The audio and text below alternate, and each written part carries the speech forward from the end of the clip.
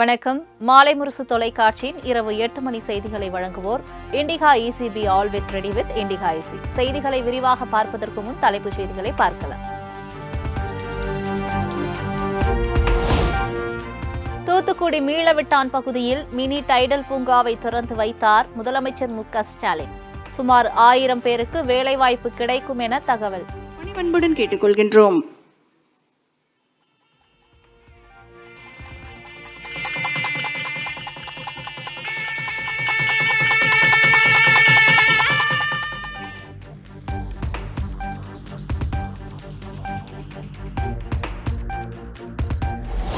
வள்ளுவர் சிலை ஆழி பேரலையை எதிர்கொண்டு உயர்ந்து நிற்பது போல் தமிழ்நாடும் தடைகளை தகர்த்து முன்னேறும் என முதலமைச்சர் மு.க.ஸ்டாலின் உறுதி.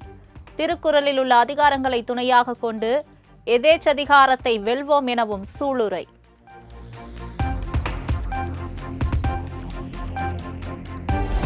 வள்ளுவம் போற்றி வாழ்க்கை சிறந்திட அனைவருக்கும் 2025 புத்தாண்டு நல்வாழ்த்துக்கள். திருவள்ளுவர் சிலை வெள்ளி விழாவை முன்னிட்டு முதலமைச்சர் மு.க.ஸ்டாலின் வாழ்த்து மடல்.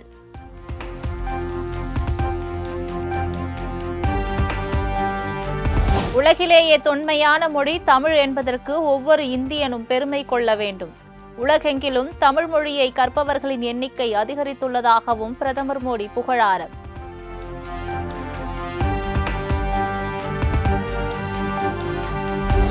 கடந்த 80 ஆண்டுகளில் முதல் முறையாக பிஜி நாட்டில் தமிழ் மொழி கற்பிக்கப்படுகிறது.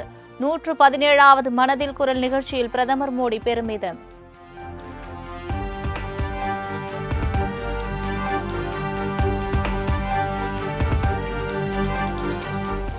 கருத்து முரண் ஏற்பட்ட நிலையில் தைலாபுரத்தில் ராமதாசுடன் அன்புமணி சந்திப்பு.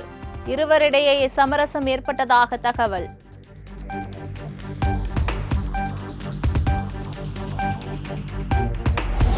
உட்கட்சி பிரச்சினை குறித்து நாங்கள் பார்த்துக் கொள்கிறோம் என அன்புமணி ராமதாஸ் விளக்கம். முகுந்தன் குறித்த செய்தியாளர்களின் கேள்விக்கு பதில் அளிக்காமல் சென்றதால் சலசலப்பு.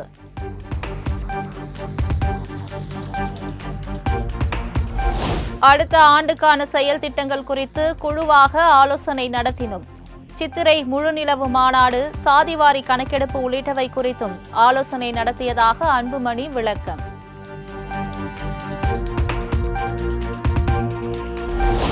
கன்னியாகுமரியில் நாளை தொடங்கவுள்ள திருவள்ளுவர் சிலை வெள்ளி விழாவில் காங்கிரஸ் கட்சி பங்கேற்காது. மன்மோகன் சிங் மறைவையொட்டி துக்கம் அனுசரிப்பதால் பங்கேற்கவில்லை என செல்வ பெருந்தகை விளக்கம்.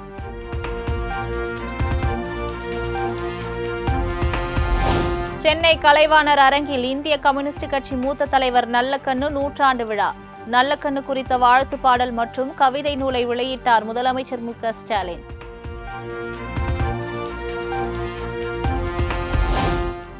தமிழக அரசின் காலை உணவு திட்டத்தில் வாரத்தில் 5 நாட்கள் உப்மா மட்டுமே போடப்படுவதாக சீமான் குற்றச்சாட்டு. உப்மா மட்டுமே போடுவதற்கு தமிழ்நாடு என்ன சோமாலியாவா எனவும் கேள்வி. தமிழகத்திலிருந்து திமுக ஆட்சியை அகற்ற மத்திய அரசிடம் வலியுறுத்த வேண்டும். பாஜக தலைவர் அண்ணாமலைக்கு சீமான் அட்வைஸ்.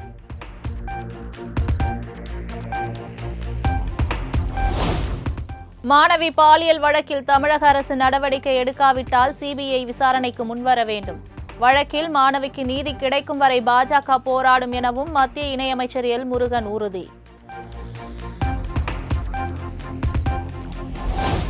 பல்கலைக்கழக வளாகங்களில் வெளிநபர்களுக்கு அனுமதி கிடையாது. அண்ணா பல்கலைக்கழக மாணவி பாலியல் வன்கொடுமை சம்பவத்தை அடுத்து உயர்கல்வித்துறை செயலாளர் உத்தரவு.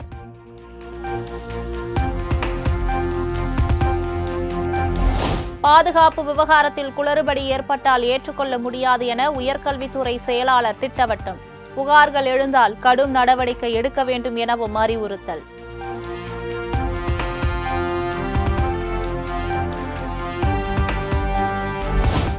அண்ணா பல்கலைக்கழக மாணவி பாலியல் வன்கொடுமை விவகாரம் உண்மை கண்டறியும் குழுவை அமைத்து தேசிய மகளிர் ஆணையம் உத்தரவு.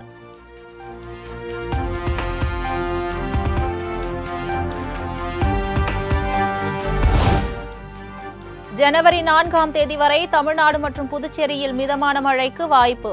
தென்கிழக்கு அரபிக்கடல் பகுதிகளில் நிலவும் வளிமண்டல கீழடுக்கு சுழற்சி காரணமாக மழை பெய்யும் என அறிவிப்பு.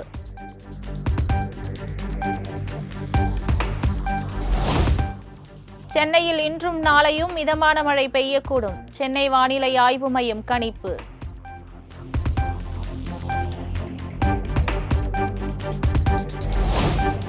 திருவண்ணாமலை மாவட்டம் செய்யாறில் 600 கோடி ரூபாயில் ஆலை அமைக்கிறது ஜெர்மனி நிறுவனம். தொழிற்சாலை மூலம் 1000க்கும் மேற்பட்டோருக்கு வேலைவாய்ப்பு கிடைக்கும் என தமிழ்நாடு அரசு தகவல்.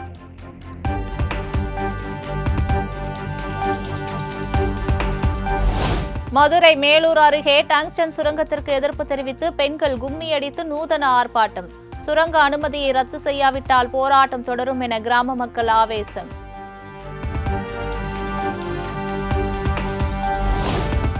கடலூரில் தனியார் பன்னோக்கு மருத்துவமனைக்கு வந்த வெடிகுண்டு மிரட்டால் பரபரப்பு. போலீஸ் விசாரணையில் புரளி என தெரிந்ததால் நோயாளிகள் நிம்மதி.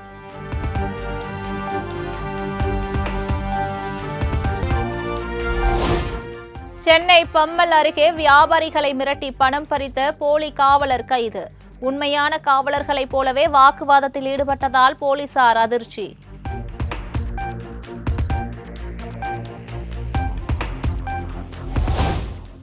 மேட்டூரில் வடமாநில சுற்றுலா பயணிகளுக்கும் காவலர்களுக்கும் இடையேயான மோதல் விவகாரம்.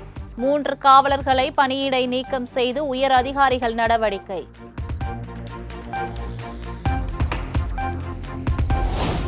கோவையில் 5வது வாரமாக களைகட்டிய ஹாப்பி ஸ்ட்ரீட் நிகழ்ச்சி. மீண்டும் கொண்டுவரப்பட்ட டிஜே இசை நிகழ்ச்சியில் இளம் பட்டாளங்கள் குத்தாட்டம் போட்டு குதூகலம்.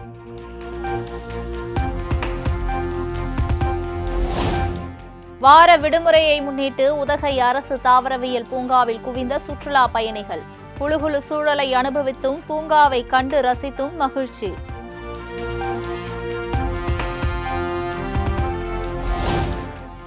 திருப்பரப்பு அருவி, பேச்சிப்பாறை, சிற்றாறு உள்ளிட்ட பகுதிகளில் அலைமோதிய மக்கள் கூட்டம். ஆர்ப்பரித்து கொட்டும் நீரில் குடும்பத்துடன் குளியலிட்டு உற்சாகம்.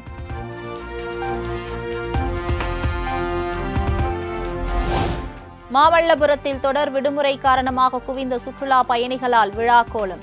அதிகப்படியான மக்கள் வருகை தந்ததால் வாகனங்கள் அணிவகுத்ததால் போக்குவரத்து நெரிசல்.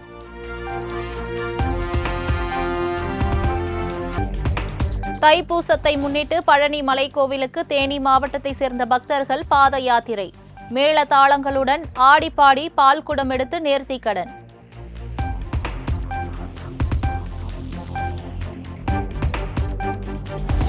காஞ்சிபுரம் ஏகாம்பரநாதர் கோவிலில் விடுமுறை நாளான இன்று அலைமோதிய பக்தர்கள் கூட்டம்.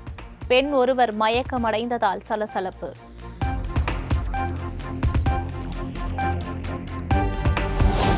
டிசம்பர் 14ஆம் தேதி நடைபெற்ற அரசு உதவி வழக்கு நடத்துனருக்கான தேர்வு தொழில்நுட்ப கோளாறு காரணமாக ரத்து. பிப்ரவரி 22ஆம் தேதி மறு தேர்வு நடைபெறும் என டிஎன்பிஎஸ்சி அறிவிப்பு.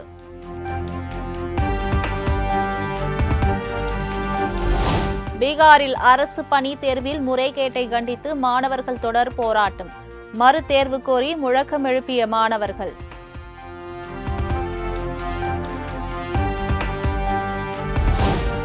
மத்திய பிரதேச மாநிலத்தில் ஆழ்துளை கிணற்றில் தவறி விழுந்த 10 வயது சிறுவன் உயிரிழப்பு. 16 மணி நேர போராட்டத்திற்கு பின் சடலமாக மீட்பு.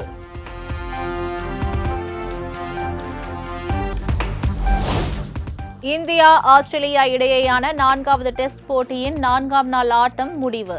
9 விக்கெட் இழப்பிற்கு 228 ரன்கள் எடுத்துள்ளது ஆஸ்திரேலியா.